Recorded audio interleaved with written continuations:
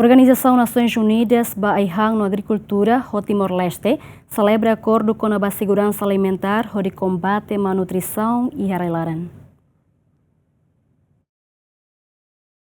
Governo Timor-Leste assina acordo Organizasaun Nasoens Unidas ba Aihan no Agrikultura kafau konaba seguransa alimentar, hodi kombate nutrição e nação. Assinatura programa acordo cooperação ho FAO. Depois representa o assistente diretor-geral da Ásia Pacífica União e mais marca presença tu Sira estabelece Sira escritório nebe catubela serviço de agricultura em parceria muito estratégica com o Ministério da Agricultura.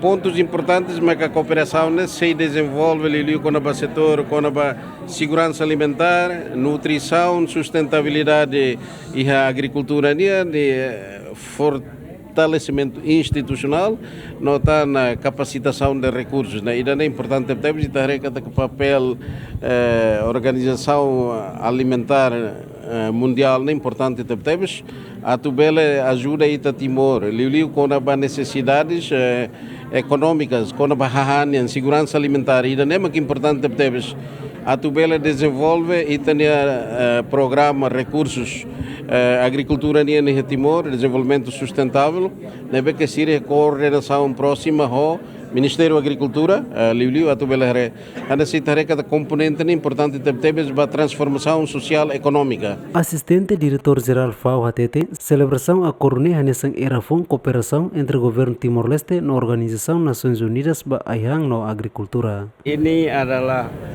menandai era baru kerjasama antara pemerintah demokratik Timor-Leste dan Food and Agriculture Organization of the United Nations.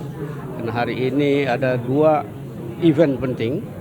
Yang pertama adalah penandatanganan Host Country Agreement antara FAO dan pemerintah Timor-Leste.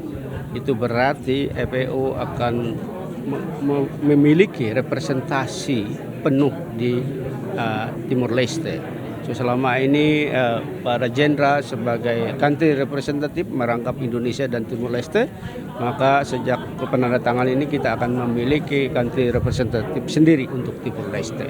Yang kedua, kita juga melaunching tadi yang disebut dengan FAO Country Programmatic Frameworks, yaitu 2026 sampai 2030 itu merupakan basis strategi kerjasama yang akan dikerjasamakan antara Timor-Leste dan FAO dengan dukungan international partners, dukungan dari institution financial, fokus kepada transformasi agri-food system kita bilang.